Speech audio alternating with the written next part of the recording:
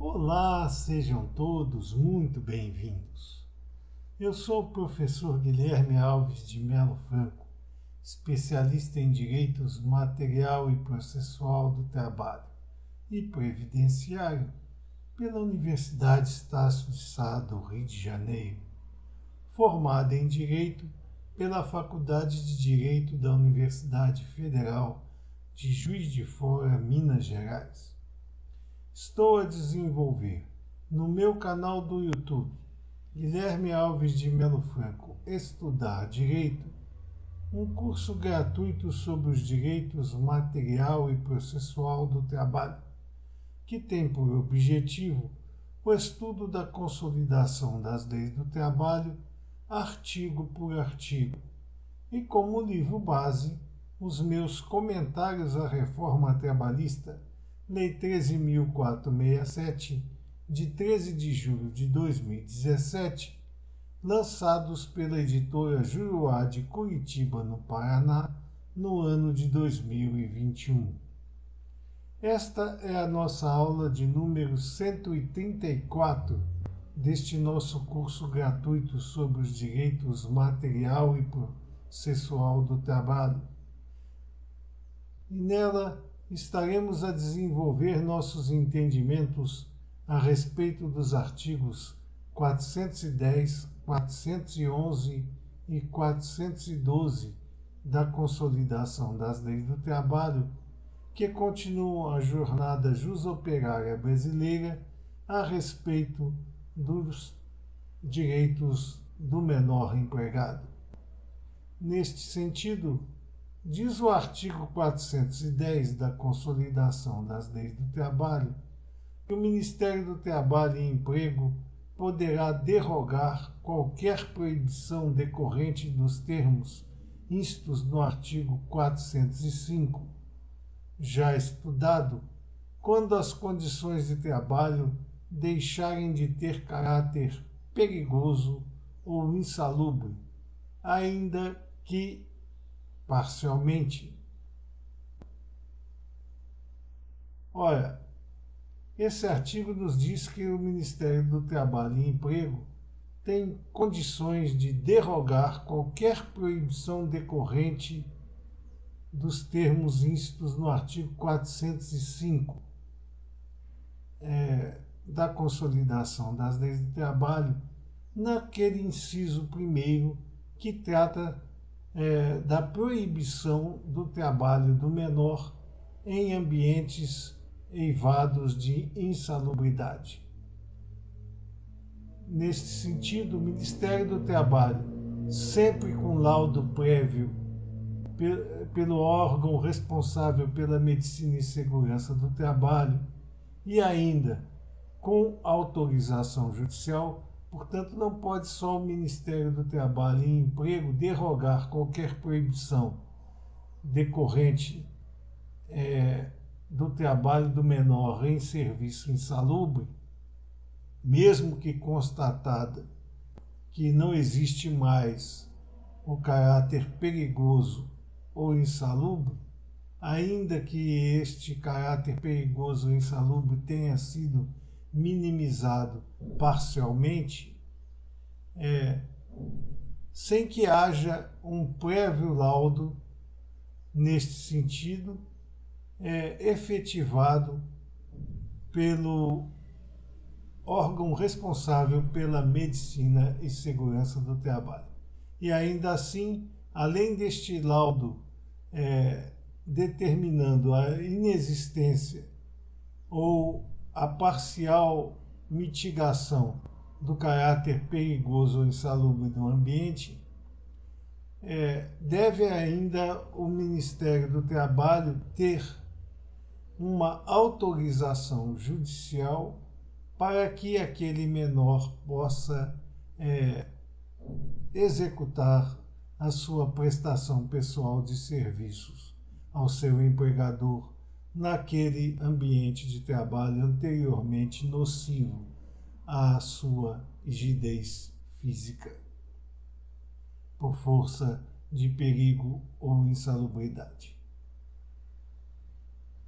Diz o artigo 411 da Consolidação das Leis do Trabalho que a duração do trabalho do menor reger-se-á pelas disposições legais relativas à duração do trabalho em geral, com as restrições estabelecidas neste capítulo. Este artigo 411 da Consolidação das Leis do Trabalho é o típico exemplo de que a reforma trabalhista implementada pela Lei 13.467, de 13 de julho de 2017, deixou transcorrer a oportunidade de enxugar o texto seletista para que as normas trabalhistas ali implementadas tivessem não só o sentido de atualizar-se, mas de extirpar de todo o comando dos 922 artigos originais da Consolidação das Leis do Trabalho para aquelas situações extremamente necessárias, descartando, portanto, as que não tivessem um objetivo claro e necessário para a composição do texto seletista. Neste caso aqui, é inócua a determinação do artigo 411 da Consolidação das Leis do Trabalho, porque remete às regras pertinentes a todos os trabalhadores em geral sobre a duração do trabalho e apenas apregoa que as restrições estabelecidas nesse capítulo, que trata justamente do trabalho do menor, sejam assumidas pelas empresas contratantes. É óbvio que a duração do trabalho do menor ela é restrita às situações que a limitam ou apresentam a possibilidade de sua expansão estabelecidas nesse capítulo. Portanto, o artigo 411 da Consolidação das Leis do Trabalho, se tivesse tido a posição da reforma trabalhista no sentido de revogá-lo e de tirá-lo do meio ambiente jus operário brasileiro, não faria falta alguma. Além do mais, além de estarem adstritas as normas relativas à duração do trabalho dos empregados em geral, contidas na Consolidação das Leis do Trabalho, está também o trabalho do menor subsumido à Constituição da República Federativa do Brasil, que deve ser sempre respeitada pelas leis ordinárias, pelas leis de sentido menor, como é a Consolidação das Leis do Trabalho. Diz o artigo 412 da Consolidação das Leis do Trabalho que após cada período de trabalho efetivo, quer contínuo, quer dividido em 2 turnos, haverá um período de descanso não inferior a 11 horas. Veja também que no artigo 412, que nós estamos a estudar agora, a Consolidação das Leis do Trabalho não trouxe novidade alguma. É claro que para os trabalhadores em gerais, após cada período de trabalho efetivo, quer contínuo, quer dividido em 2 turnos, haverá um período de descanso não inferior a 11 horas. Quer dizer com isso que após a jornada de trabalho cotidiano normal, o empregado, seja qual for a sua faixa etária, sexo ou mesmo idade, terá direito a um gozo de um período de no mínimo 11 horas para descanso. esta regra aplica-se a todos os empregados e, portanto, não haveria por que o artigo 412 da Consolidação das Leis do Trabalho ser mantido íntegro dentro do corpo seletista e, portanto, a reforma trabalhista perdeu mais esta oportunidade de enxugar o texto consolidado. Além de tudo isso, estas situações, como nós temos vindo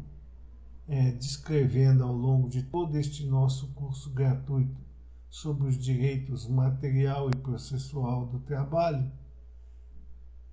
nos leva a crer ainda mais na necessidade de um Código do Trabalho e de um Código de Processo do Trabalho, para que situações como essa não mais figurem em norma geral e passem a ser administradas e previstas em leis especiais determinadas a cada uma das situações em que merece a categoria profissional ou econômica ser agasalhada por uma norma específica, deixando para o Código do Trabalho e para o Código de Processo do Trabalho as situações gerais que levam à condução dos operadores e dos aplicadores do direito na solução dos conflitos trabalhistas que lhes sejam entregues à apreciação. Estas eram as considerações que nós gostaríamos de fazer a vocês nesta nossa aula de número 134, deste nosso curso gratuito sobre os direitos material e processual do trabalho. E aproveitamos esta oportunidade para agradecer a todos vocês a presença nestas nossas aulas e pedir ainda uma vez mais que aqueles que não o fizeram, que se inscrevam no nosso canal e deixem seus likes nas nossas aulas, porque é através destas duas atividades simples que vocês estarão a nos auxiliar no sentido de manter a integridade deste nosso curso gratuito sobre os direitos material e processual do trabalho, com a análise de todos os artigos seletistas, um por um, e que nós possamos completar a nossa grade curricular neste curso sem nenhuma interrupção que seja. Além do mais, ao deixar seus likes nas nossas aulas, todo o sistema da rede social irá entender que há uma necessidade de todos em conhecer os ensinamentos aqui arregimentados. E assim nós poderíamos difundir os mesmos pelo maior número de pessoas possível. Muito obrigado a todos.